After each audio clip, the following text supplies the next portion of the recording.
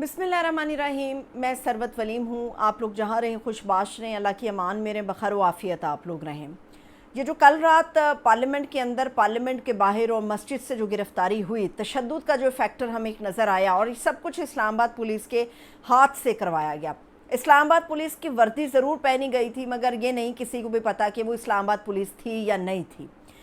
इमरान खान डर जाए या पीटीआई अब कुछ डर जाए, एक खौफ नज़र आ जाए, वो चीज़ नज़र नहीं आई। क्योंकि उसकी सबसे बड़ी वजह ये है कि आज बाकायदा तौर पे डराने वालों ने शायद ये समझा कि डरने वाला अब कोई बड़ा ऐलान करेगा। प्रेस कॉन्फ्रेंस हुई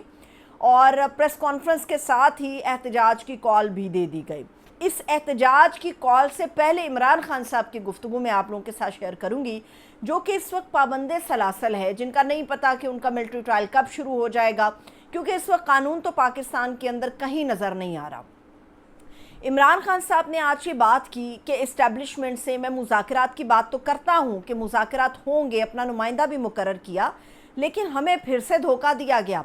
9 मई जब हुआ उससे पहले भी बातचीत चल रही थी, लेकिन बातचीत करते हुए या गुफ्तगू में इंगेज करके हमारे ऊपर ये सारा मलबा फेंका गया। और अब की बार भी इस्टेब्लिशमेंट ने यही किया हमारे साथ कि मुज़ाकरात की आड़ के अंदर हमें धोखा दिया, और हमारी पार्टी का शराज़ा मज़ीद बिखेरने के लिए जो इक़दाम इन्होंने जलसे के बाद किया,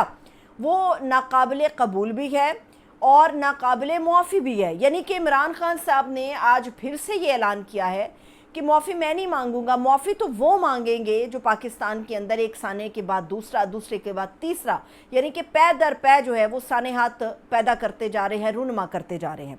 इमरान खान साहब ने एक तो आज ख़ुद को खड़ा किया अली अमीन गंडापुर साहब के साथ, और गंडापुर साहब के साथ खड़ा करते ही इमरान खान साहब ने कहा कि गंडापुर ने जो बात की वो बिल्कुल दुरुस्त की। उसकी वजह ये है कि अवाम की फीलिंग ये है, अवाम के जज्बात ये हैं, और अवाम के जज्बे को सामने लाकर हमने बता दिया कि जिस पार्टी के साथ आप ये कर रहे हो उसके साथ जुड़ी अवाम के जज्बात ये हैं। इसके अलावा उन्होंने ये भी कहा कि कोई ऐसा पार्टी का रहनुमा जो अगर ये समझता है कि अली अमीन गंडापुर ने गलत तकरीर की या उसकी मसम्मत करता है तो उसको पार्टी बेहतर है कि छोड़ देनी चाहिए। ये ज़ाहिर करता है कि इमरान खान साहब ने अपनी लाइन आपको बता दी है कि अब सिर्फ मुज़ाहमत होगी, अब सिर्फ रेजिस्टेंस होगी, इसके अलावा कोई दूसरा रास्ता नहीं। और मुज़ाकरात के आज बाकायदा इमरान खान साहब ने ये कहकर दरवाज़े बंद कर दिए हैं कि अब कोई भी बातचीत नहीं होगी। हुकूमत के साथ तो वो पहले बातचीत के लिए तैयार नहीं थे। इस्टेब्लिशमेंट को भी आज उन्होंने जो है वो ठिंगा दिखा दिया है कि मैं बातचीत करने वाला नहीं हूँ। हालांकि इमरान खान को खौफ होना चाहिए था कि वो बात नहीं करेंगे तो क्या बनेगा, पार्टी ख़त्म हो जाएगी तो उनका क्या बनेगा। लेकिन वो एक आदमी डट के खड़ा हो गया है पाकिस्तान के लिए, अवाम के लिए और आइन की बालादस्ती के लिए। वो झुकने के लिए तैयार नहीं है किसी भी प्लेटफॉर्म के ऊपर, किसी भी डील के नतीजे में।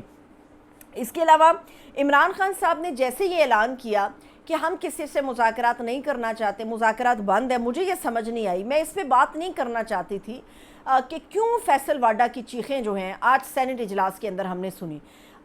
जैसे ऐसा था कि जैसे फैसल वाडा बैन डालने की कोशिश कर रहे हों। किसी पार्लियामेंटेरियन को, किसी सेनेटर को इस तरह से फ्लोर पे चीखते चिंगाड़ते नहीं देखा गया जो फैसल वाडा साहब कर रहे थे। और फैसल वाडा साहब कितने न्यूट्रल हैं ये भी सबको पता है। फैसल वाडा क्या बात करते हैं, कहाँ से बात करते हैं, ये भी सबको पता है। और फैसल वाडा की मैं ज़्यादा बात नहीं करूँगी, लेकिन आपको सिर्फ ये बता दूँगी कि उन्होंने ऑन रिकॉर्ड ये इस बात को तस्लीम किया है कि जनरल फैज़ के साथ उनका ग्रज था। इमरान खान के वो लाडले थे, मगर जनरल फैज़ के साथ उनका ग्रज था, जिसकी वजह से उन्होंने जाके कहीं और अपने हाथ जो हैं वो मिला लिए। छोड़िए फैसल वाडा को, मामला ये है कि इमरान खान साहब ने कह दिया है कि जलसा मैं करने जा रहा हूँ और मैं डंके की चोट पे जलसा करूँगा। आप सोचिए जेल के अंदर अपनी काल कोठरी में बंद हैं, फसीलें इतनी बुलंद हैं, मगर उसके बावजूद इमरान खान का कद पाकिस्तान के उन तमाम सियासी रहनुमाओं, सियासी जमात के लीडरों से बड़ा है जो ख़ुद को इस वक्त जमहूरियत के लंबरदार समझ रहे हैं। इमरान खान साहब और पार्टी के ऊपर ज़मीन तंग है, मगर डंके की चोट पे अब 21 सितंबर की तारीख़ इमरान खान साहब ने दे दी है कि 21 सितंबर को मैं जलसा करवाऊँगा, पीटीआई जलसा करेगी और ये जलसा लाहौर के अंदर होगा। میں کیوں کہتی ہوں کہ پنجاب حکومت کو اپنی پڑ گئی؟ آج آپ نے دیکھا ہوگا ایک آدھی میٹنگ ہوئی جس کے اندر مریم نواز بھی موجود تھی، مگر ان کے چہرے پہ وہ اطمینان، وہ خوشی یا وہ مسکراہٹ نہیں تھی، وہ اپنی کسی سوچ میں ڈوبی ہوئی آج نظر آ رہی تھی، اور یہ بتا رہی ہے کہ پنجاب حکومت خوفزدہ ہے اس ایک بات کو لے کے کہ پی ٹی آئی اگر لاہور جلسہ کرنے پہنچ گئی تو بنے گا کیا، کیونکہ وہ تو یہ کہہ چکے ہیں کہ اب زیادہ سے زیادہ آپ کیا کریں گے، مقدمات آپ نے بنا دیے، ڈنڈے آپ نے چلا دیے، شیل آپ نے برسا دیے، بندے آپ نے اٹھا لیے، پارلیمان کو بے توقیر آپ نے کر لیا، اب باقی وجہ کوئی نہیں بچی کہ پی ٹی آئی اپنے آپ کو پیچھے رکھے، کالر تک پکڑ کے کھینچ کے لے کر گئے ہیں لوگوں کو۔ عمران خان نے 21 ستمبر کی تاریخ دی ہے، لاہور میں جلسہ ہوگا،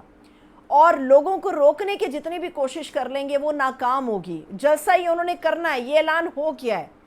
لیکن اب جو پی ٹی آئی ہے، پی ٹی آئی نے باہر بیٹھی لیڈرشپ نے بھی عمران خان صاحب کے کہنے کے اوپر، عمران خان صاحب کی مشاورت کے ساتھ باقاعدہ اس جمعے کو پرامن احتجاج کی کال دے دی ہے، اور آج ملک کے کچھ حصوں کے اندر باقاعدہ طور پہ عوام باہر نکلی ہے، انہوں نے احتجاج کیا ہے، وکلاء نے مذمتیں اپنی جاری کی ہیں، اور ایسا لگتا ہے کہ یہ اس طرف، اس نہج پہ پاکستان کو لے کر جانے کی کوشش ہو رہی ہے جہاں سے سیاست کی واپسی جو ہے وہ ناممکن ہو جائے گی۔ اب جمعے کو پرامن احتجاج بھی ہونے جا رہا ہے، 21 ستمبر کو جلسہ بھی ہونے جا رہا ہے، خان اب بات کرنے کے لیے بھی تیار نہیں ہے، اور پی ٹی آئی جو ہے وہ بھی اب مزاحمت کرنے کے لیے تیار ہے۔ یہ ہے وہ صورتحال پاکستان کی جس کے اوپر حکومت کو ہوش کے ناخن لینے چاہیے تھے۔ ہماری بدقسمتی یہ ہے کہ ملک کا وزیر اعظم اس نے کوئی بات نہیں کی، پاکستان کے حالات پہ کوئی بات نہیں ہوئی، پارلیمان کی بے توقیری پہ کسی قسم کی کوئی بات نہیں کی گئی۔ اب جو نیا کھانچا ہے وہ پولیس والوں کا کھلتا ہے۔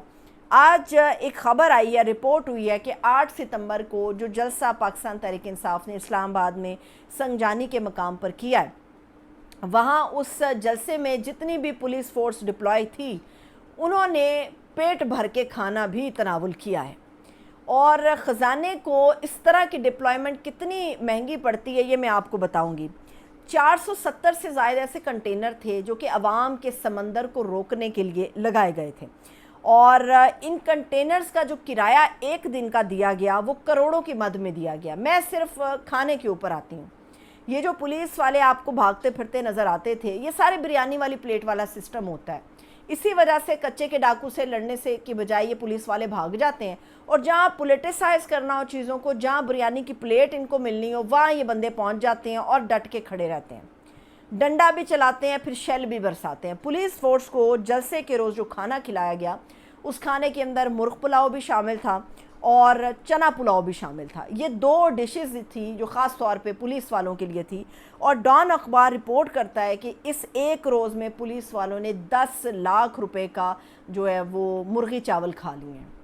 10 لاکھ روپے کا صرف کھانا کھایا گیا ہے، تو سوچئے کہ ایک جلسہ جس نے پرامن طریقے سے ہونا تھا اس کو جان بوجھ کے انتشار میں تبدیل کیا گیا، جان بوجھ کے اس کے اندر ایسے ماحول کو پیدا کیا گیا جو خزانے کو بھی بھاری گزرا، سیاست پہ بھی بھاری گزرا، اور پاکستان پہ بھی بھاری گزر رہا ہے۔ صرف پی ٹی آئی کا ایک مطالبہ ہے کہ عمران خان کے اوپر الزامات نہیں، اب ان کو چھوڑ دینا چاہیے، اور گنڈا پور صاحب کے ساتھ عمران خان صاحب کھڑے ہیں۔ عمران خان صاحب کو اپنی فکر نہیں ہے، عوام کی فکر ہے، اور وہی عوام جس کی فکر عمران خان کو کھائے جا رہی ہے وہی عوام آج پی ٹی آئی کے ساتھ بھی کھڑی ہے۔ خدا کرے کہ جو بھی حالات پاکستان کے بنے وہ بہتری کے لیے ہوں، وہ خوشحالی کے لیے ہوں، وہ اچھے کے لیے ہوں۔ مجھے اجازت دیجیے، اپنا خیال رکھیے، خدا حافظ۔